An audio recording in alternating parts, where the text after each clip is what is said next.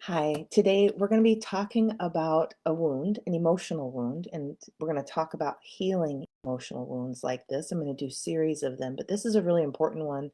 And this one is, how could they do this to me? That's the wound I'm going to talk about today. There's a lot of pain in this one, and this people can get stuck in this wound and this question and the wound for a lifetime. And if not a lifetime, a long time until there's finally healing here. And I want you to be able to understand this from your brain's perspective, so that you can give your brain the support to resolve this, because that's who's got to resolve this. Your therapist doesn't resolve this. We help guide you to resolve this, but ultimately it's your brain that has to do the work. And so I want you to know what that looks like. I want you to know how that looks like. And this is going to be something you can actually do for yourself. Um, and this is something I guide people to do for themselves. This is a kind of project I'll have them do. I do it with them. There's things I do for them. But eventually I'm turning things over to have them do this themselves, because I want them to build these skills so that they can take care of themselves and their brain for the rest of their life. And so this is usually a deeper one. So by the time we get here, there's a lot of healing skill already built. So this is one I do work with, and I have people do this themselves. And so I want to show you what that looks like.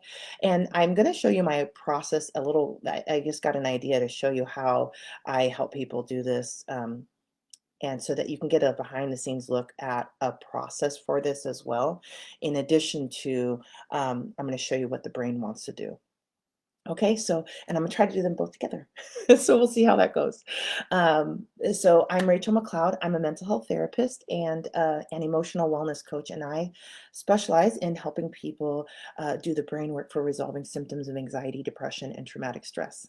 The brain has a really beautiful process for that. That process gets stopped and blocked, and so when that process isn't running, we don't get our symptoms resolved, and it can stay blocked and impaired for a lifetime. Um, Even if it's processing other things, it will shut down when you need this wound processed. And so what I specialize in doing is getting that brain process up and running so that the wound can finally heal.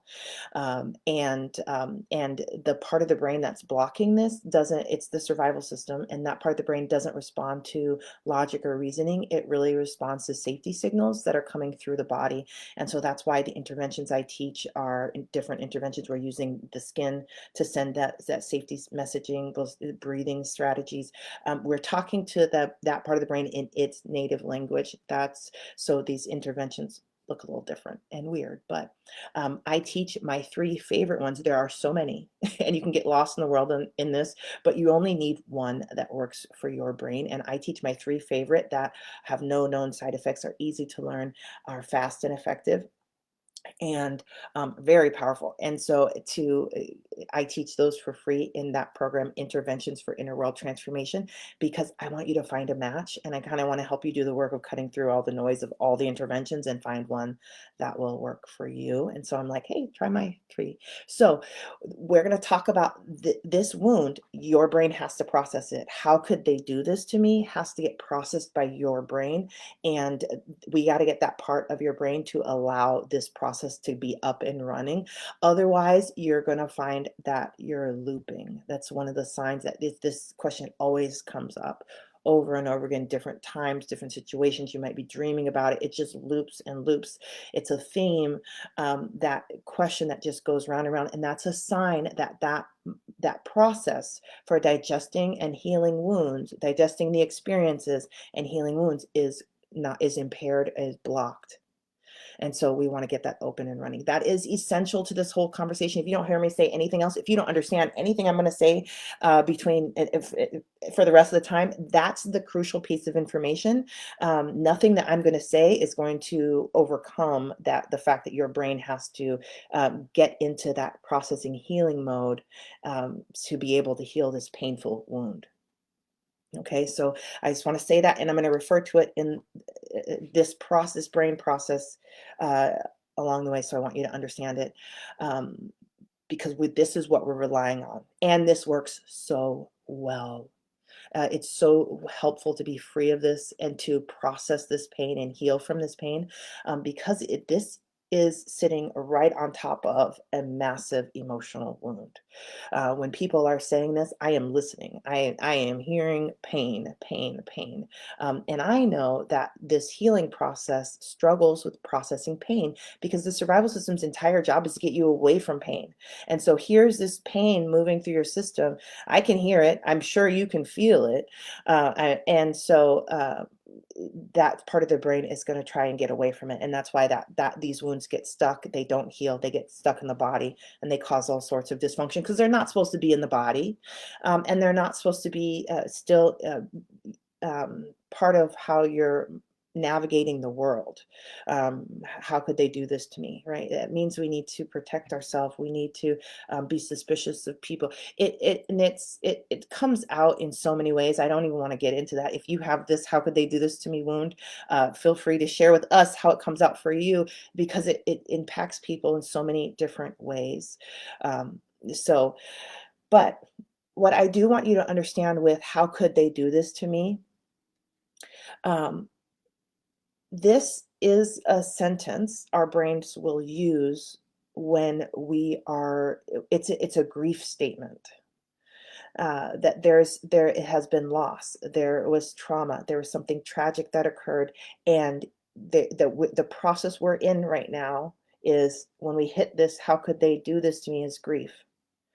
And so grief pain is difficult for the brain. That's why we walk the brain through its healing process with grief. Um, and this is also a sign, so we know where we're at. We're in the grief process, and we're not, grief is on a spectrum. Grief, when the brain finishes with grief, it creates acceptance. We don't choose acceptance. You can choose acceptance, but we want your brain to actually make the stuff of acceptance. We want it, that's how it becomes real. That's how it becomes applicable. That's how it starts showing up in your life, in your words, that it starts showing up in your mind, and it frees your brain to do higher brain functions that the brain can only do when actual acceptance is made. And so, and when acceptance is made, there's a ton of growth that comes after that. And that's where we get into post-traumatic growth. That's where you really start growing a ton after whatever happened to you. Okay. And I do all kinds of trauma, from less dramatic, smaller T stuff to really big T stuff.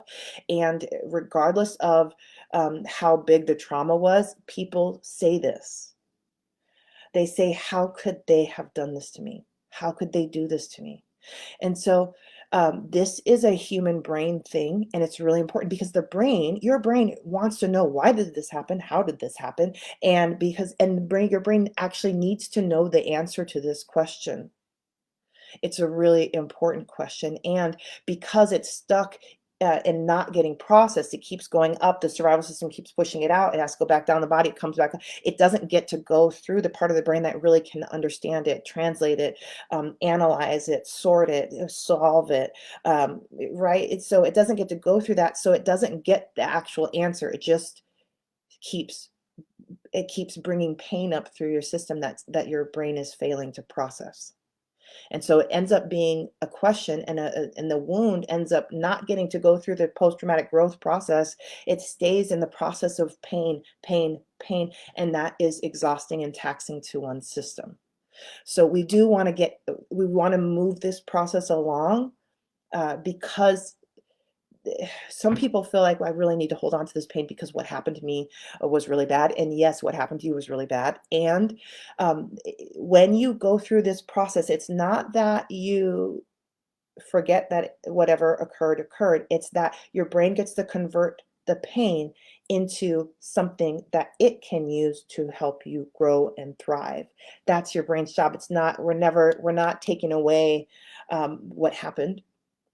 We're not taking that stuff away. We are letting your brain do its work on it to transform it into something that becomes part of your healing, growth, thriving team. And so it will feel different after it gets processed. The brain takes that pain and it changes. It doesn't. It does this also with physical pain, but that's not my expertise, and that boggles my mind a little bit. So we're not going to stay out of this. But in relational pain and social pain and traumatic pain, experiential pain, that stuff gets converted into something very different. It gets converted into insights, epiphany. It's like the brain takes that pain stuff that will hit the pain neurons and make our stomach sick and nauseous, or our legs heavy or arms heavy. It takes that stuff and it really turns it into data and energy. It's part of what will become our motivation, the stuff that gets us up and going. Before it goes through the conversion process, it can really make us so heavy that it makes us sit. It takes our energy. It drags us down. And that's what would happen if you ate food that didn't get digested. It would make you heavier and more lethargic, and it would cause sickness in your body. This is the same thing that happens with these types of experiences. They can't get stuck in the digestive process. Otherwise, we're going to have physical challenges and relational challenges and cognitive challenges. We're going to have a lot of the things. And so we want to get this question, and not just the question, right? Because the question is here. But if we go underneath the question down to the roots, there's experiences here that are traumatic to you, and probably traumatic to lots of other people too. And it would be traumatic if we heard about it, right? This is the stuff that hurts us. And so all of these things have to get processed in order to resolve this question. And we have to get past the pain stage. This is one of the reasons why we talk about in this wound healing work, we talk about desensitizing. Uh, we need to get in there and work, but we need to desensitize it first. The mind-body system has a natural way of doing this. We'll hold that pain for a moment, or refer to the pain. We'll bring up the pain somehow. We'll use an intervention, and you will watch that pain levels reduce in minutes, seconds. When the brain can do it, it is quick, and you will notice it. This is one of the first things I do in my work with people, especially in my therapy practice. Where I will do this, and we'll experiment, we'll figure out which intervention works, and they will watch their pain levels reduce dramatically on something. And it's almost like, what? And is this magic? No, this is, your brain does this. It just needs specific support to do that, and we're going to do it. Okay. So that's a big piece of this. So we need to get that pain processed, because that's the part that will stop the process. As a matter of fact, mostly if we can get the pain reduced and desensitized, then the healing team can jump in there and do their work uninterrupted without being shut down. The survival system's like, yeah, knock yourself out, go for it. Even with the most horrible traumas, the pain is the piece that keeps us from processing it. So we want to shift that, because we want our healing team in there. They're the ones that are going to do the second part of this, and they're going to do the actual the data processing. They're going to do, this is important. I know it's nerdy talk, but they're going to do the understanding, meaning they're going to see things. This is the part that is going to understand why they could do this to you. And you will never understand how they could do this to you without doing this part of getting to your team in there. And what's interesting, probably everyone around you is already saying, oh, this is why they did it. This is why they did it. And none of those answers are sticking to you. None of those answers are meaningful, do anything to you, because your brain hasn't got to the part of the brain where it could create and make that meaning stick, and where you could understand it for yourself, and it becomes part of your way of being. And you just know, oh, they did this because. It's like the answer. And you will watch when your brain does that process, that question will stop showing up. You will walk through the rest of your life without that question. You will be very clear. It will be like, oh, because gravity. Yeah, it's just gravity. That's why that happened, right? And the brain has a process for this. And it's like, if this is my wound, why could this do this to me? Why did they do this to me? And over and over, I cannot learn it. And even if I could logically learn it, it doesn't matter. I still can't. Many parts of my brain can't can't wrap their brain around it, that part of the brain around it. And so you will keep having this question, because the different parts of the brain didn't get to walk through their process of understanding this. So many parts of you will never understand it until your brain can go through this process. And so I'm going to say this a different way because I like saying it this other way, is that brains use questions like this for two reasons. And they are in order. The first reason is for emotion processing. This is not a logic and reasoning time. How could they do this to me? And depending on how my client says that, I can tell, and you can tell too if you listen, if their brain wants to go through is working on emotions that they need to process, or if they actually are in curiosity and they're in objective reasoning, logic, and they want to actually do that. Now, there are some big brains out here that have high intelligences, and they're fantastic at intellectualizing, and they look like they want to go and do curiosity and logic and reasoning, but in all honesty, you can tell there's flavors in there. I didn't plan to say this part, so I can't pull that out, but I can recognize it. And you can too. If you've got an intellectualizer, you're going to know because you're hearing me say this at least, and you'll be looking for the clues. I wonder if they want to do emotion processing or the other, right? So, but they still want to do that piece, and they're stuck there, especially because intellectualizers tend to deny emotions, not because they want to be denial, but because they really can't see them, because their brain learned how to do that early. So it's invisibilized this processing. You're just stuck with the other one, and that will not get you anywhere, and you will loop.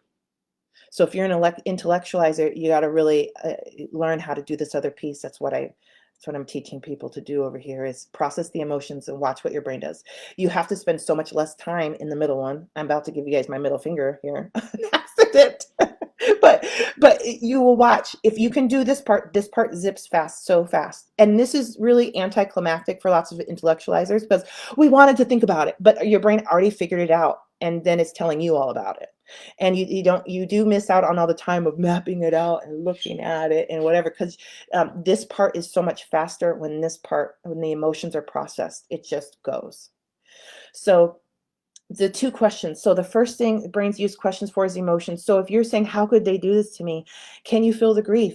Can you feel the horror? Can you feel the disbelief? Can you feel the rage? Can you feel the stuff that's in there? Because that's what your system is working on. It really doesn't care about the actual logic and reasoning yet. It's trying to harvest the emotional distress and get it processed. But usually what happens is we're just harvesting because that processor is broken. It's impaired, it's blocked. And so we're just painting, we're just pulling pain up, and we're just painting our life with all this pain, and we're sharing pain, and we have a pain focus. And that's because the brain's trying to get that resolved. But that process is blocked. So what we're going to do instead is we're going to actually go in there and do that process. We're going to mine in there, and we're going to get that processed. So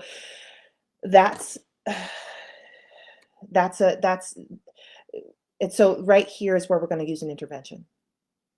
We're going to use one of those things that talk to the brain and say, that cerebral system will say, hey, you're relaxed, you're safe, you're safe, you're safe. We're going to send safety signals through the body. Breathing ways. We're going to talk to it in its own language while we're doing the pain part. Okay. And that's really what we're going to do. It looks simple, it looks odd, but it doesn't matter if this pain comes up.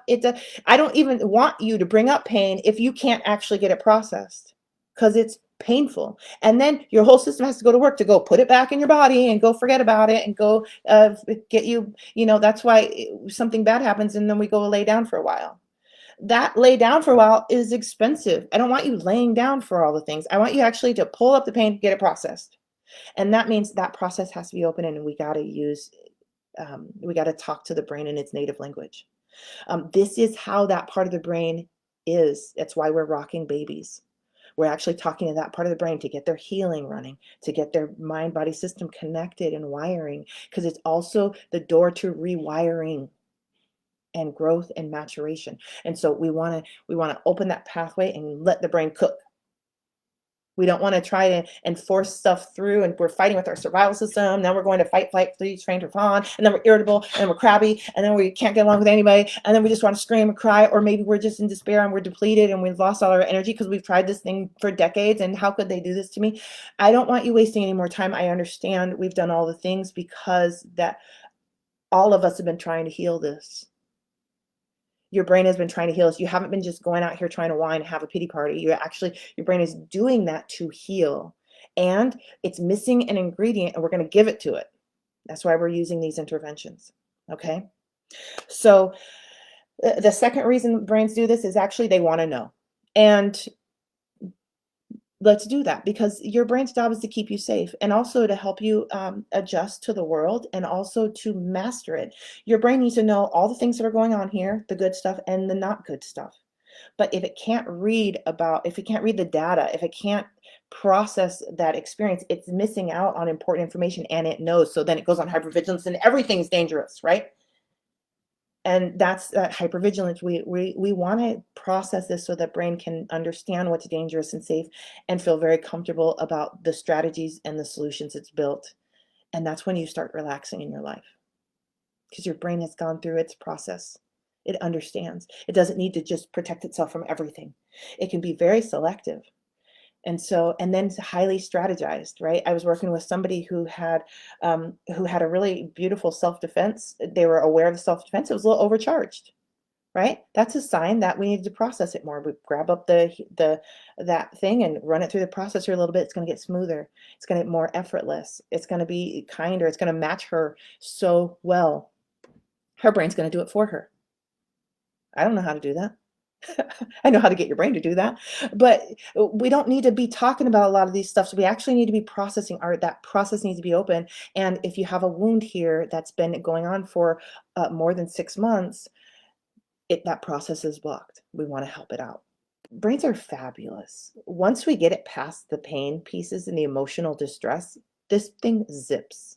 The two things we want is the emotion processing and actual understanding, logic, reasoning, executive functioning, figuring things out, learning, rebuilding, rewiring. I don't want to do this part of it because your brain doesn't really struggle with this part. There's at least 3 really big brain challengers here, and one of those is grief. One of those is confusion. The confusion is tough for brains to process. And then there's also injustice. How could they do this to me comes up when somebody or they did something that was unjust. All of these things are very difficult challenges for the brain to overcome, and we can support these, and we need to support these. And the more the brain can successfully do these 3 things, the better it will be in the long term. Like if you are working through this now, it's going to be a struggle in the beginning. We're going to support it a lot. And then you're going to watch if something else happens, or what happens a lot of times when I'm working with people is that the brain will bring up a different injustice. So now this is our second time we're going to be working on this. They're supporting the brain to process something unjust or confusing or whatever. And then we're getting that up and running. We're getting more practice to it. And then, so the brain's getting better over time. And then they'll bring something else up that's unjust. This one will go faster because the brain is already practiced, kind of like, okay, I know what we're doing here. I know this thing. And then we'll get that one resolved. The next one will come up. And so we get quite a bit of practice just doing your inner healing work. And we're not just doing healing for this wound. We're also teaching your brain how to heal your wounds. And we're also giving it practice to heal your wounds. So this is a really important thing on so many levels. And so it's really a big deal. But this is one of the reasons why we can get stuck in this place of how could they do this to me? I want you to see this is challenging for brains for many reasons, the pain, and then also there's conflict. There's right, we grow up thinking life is like this, and then something else happens and we have to integrate it and then accept it. And then some of these things that have happened you don't want to accept. Nobody does. I don't want to accept what happened to you, and yet we still have to get our brain there, because that's the end product of grief. And it's also a massive healing place, and accepting it doesn't mean we ever like it. Accepting it means we accept that was really wrong. We accept that should have never freaking happened on the earth, right? We can still, acceptance includes that stuff. Acceptance is it's your brain has worked through so many of the truths that it's made acceptance, and it's woven them all together. And then one of the truths is that was terrible. That was awful. Should have never happened. It was wrong. Okay, this is the piece I want to do where I walk you through how I help people resolve this. And I have a process for this. And based on how someone's inner world works and functions together, we kind of blend some of these things. But I teach this in very specific parts so that people have clear direction and they can build specific skills. And then I teach them how to weave it together and then and keep growing their skill set. Also, I do want you to understand, by the time we get here to how could they do this to me, we're in the part where we're just weaving. And so if you didn't know the parts, you would think we're just weaving up some awesome magic, brain work magic. But really, there is a very specific guidelines and steps for this, and I teach it like that. I teach these things like that. So, and I think that I think it will help you see the process in living color. Okay, so there are 3 parts of us that we need to help them complete their healing work to resolve this. And one of them is your conscious mind, and those are all your thoughts and your thinking center. And I start with this part in the very first part. So I'm going to talk about this in detail, how we would do this. Because people are with anxiety, depression, trauma disorders usually are the most connected to this part of their brain. It's not always a rule, but it's likely. So I start here, and it's important to work with this part. The other part is the body. The body has to heal this. The body sensations have to get processed. If the body does not finish its work with this, regardless of if all the other parts do, we do not heal this. You will watch this. How could they do this to me? Loop and loop and loop and loop and loop till infinity and beyond. So actually, when in my artistry of doing the work, I like to start here. And so when I'm doing this for people, with people, I'm on the hunt for body sensations, because that's the fastest way to do this. But people have to start over here in the mind, because the prefrontal cortex likes to do a lot of funky things and mess up the whole process. So I like to give people a good way of really working with their conscious mind, so that they get to know it and they can say, hey, when they get to these other pieces, they can learn how to work with it to get it out of the hands, out of the jar, so that this part can process faster and better. So, and then the third part of us is our subconscious mind. And it has a different technology than these other pieces, and we have to help it complete its work as well. And I start with this third because it's the most complex back there in the subconscious mind. And so, but these 3 things, we have to get this, how could they do this to me, resolved from these 3 layers. And then we're always working with the survival system. So the 4 parts of us that we're working with here are always at play, but the survival system is the one that's going to open or close the healing process door. And so we're going to always be working with the survival system. And that's why we're bringing our intervention along with us, and we're going to use it a lot. Okay, because it doesn't matter if we're doing the work. If the survival system is closing the door, you will have to do it again. And I hate that. As a person who has done the loops and loops and loops and been severely mentally ill, no, one and done as much as possible. That's what we want to do here.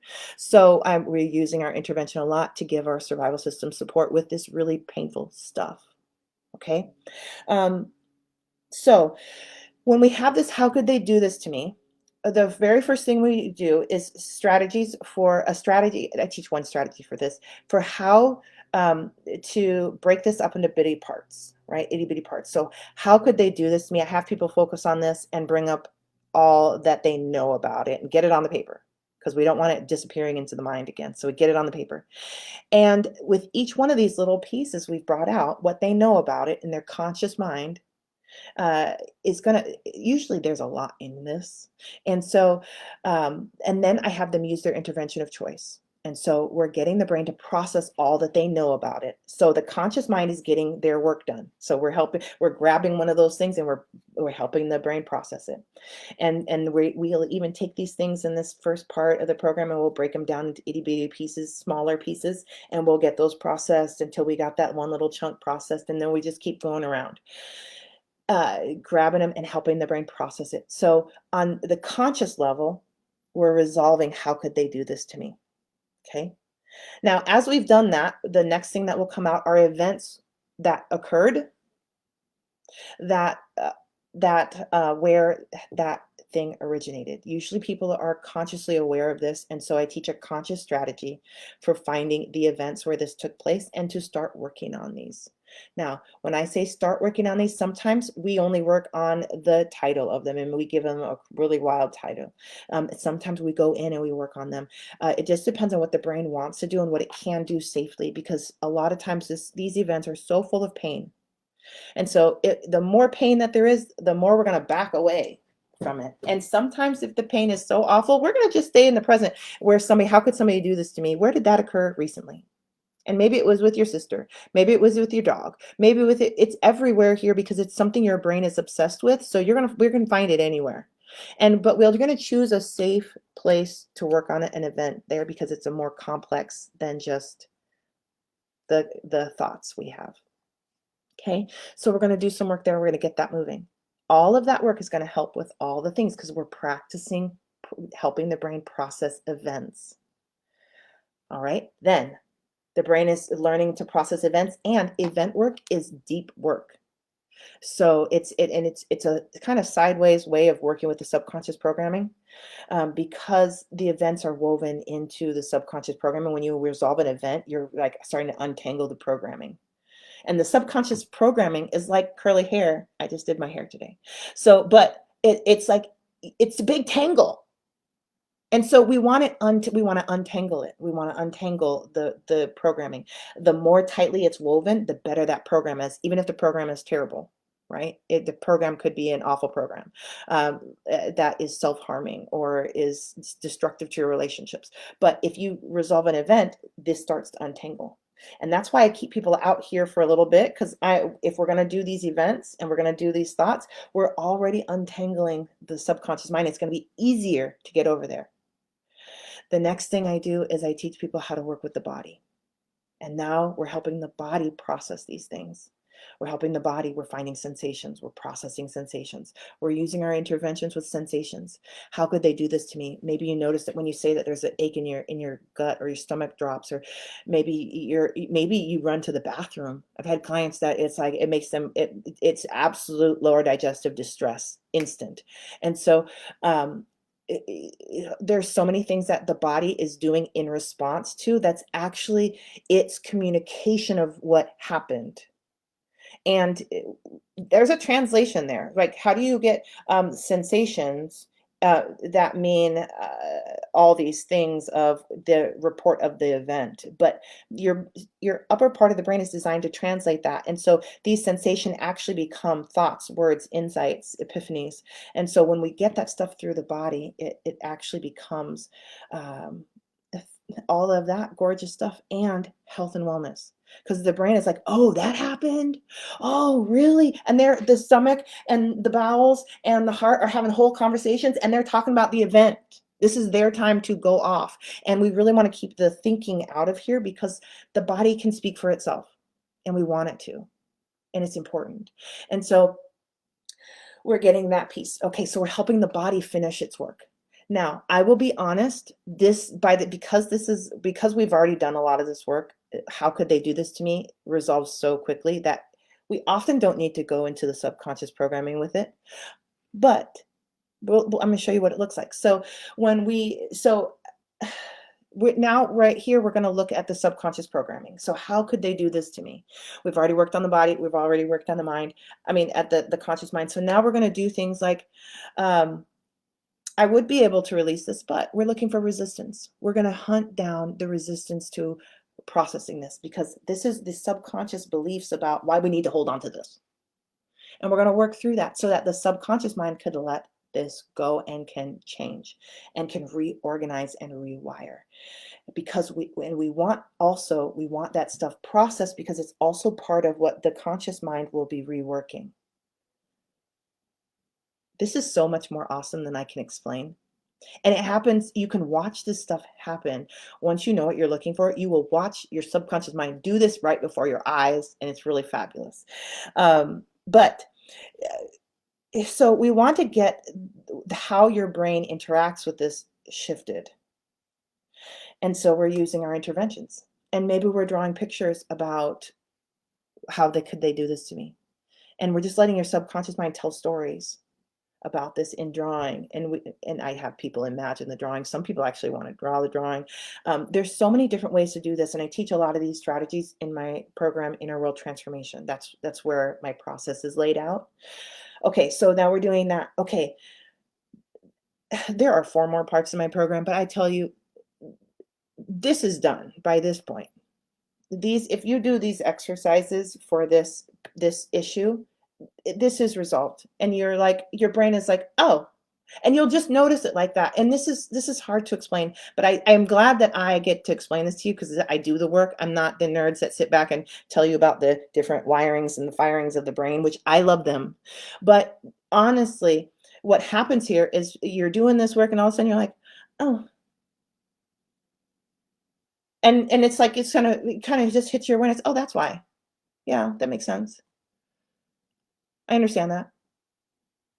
Or your brain will say, I don't even need to know why. Ah, because they're freaking messed up. That's why. They should probably get on that. It's like you just will watch it be just a thing, just like gravity. Gravity. That's why. And it's so deep in your body and your subconscious and your thoughts. There's so much clarity because your brain went through its process for making that for you. And I never know how much work somebody's going to need on this, because I've watched this resolve in a minute. I've watched this resolve in weeks. I've watched this resolve in months. Depending on what's going on in their nervous system, that's really what's going to, and what their level of development and processing is. That's where I'm going to interact with this. And so if all that stuff's running smoothly, we're going to jump in and grab that. But I have clients that come in and they lack self-awareness. They lack ability to process. They lack motivation. They lack lots of things, that those things aren't here yet. Their brain wasn't able to make those things yet. We're not tackling this massive wound, this major pain at this time. We're going to build the self-awareness. We're going to build the processing ability. We're going to get that processor up and running. But I will tell you that when we get to this, whenever we do, it resolves really well, and it resolves very quickly, and it's really liberating. So I hope that helps. And if you have questions about this, please let me know in the comments. I'm going to keep a special watch on this for a while, and I'm going to answer questions. But don't do this if you don't have an intervention that helps your brain shift out of survival mode into processing mode. Don't do this. You work here first. Make sure you have something that can help you heal this. Also, if you don't feel ready to dive into all the things it takes to resolve this, which your brain could weave it together quickly, but if you feel like, I'm not ready to do all of that, then you start in the beginning and we just leave this alone for a little while. There's other wounds here. There's other stuff. There's other challenges. There's other processes that need to get done. And you will watch your life grow right in front of your eyes, even though you haven't resolved this major thing. How could they do this to me? But you're in the process of getting your brain to be able to do that. Because I'll tell you what, the brain has to be able to walk upstairs. There are gaps where the brain tries to jump across, it falls into the chasm. And you know about that. The spiral, the abyss, you know about that place. You don't need to be in there anymore. And your brain's working really hard not to. That's why we don't want to force a jump. When you get this stuff layered right, your brain will just run up there and be like, look, we did it, and show you the results, and you'll watch your healing show up. This is what my clients are talking about. This is what I get to geek out about, because I got to do it today, all day, in a couple of sessions. It's just transformation. And it shows up for them. They say, I didn't even try to say that. I didn't even try to hold that boundary. Yeah, their brain went through their process of understanding them, understanding what they want, what they need, and it made it for them. That's how this works. So I hope this was awesome for you. I hope you look at this from a different perspective. This is healable. This is what we're doing here in the trenches. And it could take you minutes. It could take you days. It could take you weeks or months. But if you walk the path, you get not just this resolve, but you get your brain function elevated. You get your emotional intelligence skyrocketed. Your brain gets better and better and better at things. It's awesome to watch. I can't say that and explain that enough. So watch some of the testimonial videos that I have. I have a section on my website for testimonials. Go watch those, and you'll watch people talk about this. So anyway, I hope that you follow along, join my free program. If you want to walk through my process, you want me to guide you with that, that's in my program, Inner World Transformation. That's available on my website. All the links to this are below in the description. Grab that. I work with people one-on-one. I work with people in small groups. It's wonderful. If you would like me to work with you on this work, learn about that, and you can apply on my website. And I also do consultations. If you're at this point where you're like, I don't know where I am, or I've done all this work, I don't know what's going to matter and what's going to mean this. I do consultations. You can even schedule that right now on my website, and we will meet. Okay. So wonderful connecting with you. If this is one of your wounds, I am cheering for your health and wellness, your healing, and your transformation in this, and to get you unstuck from this grief and thriving. So that's it. Wonderful connecting. Take care. Bye.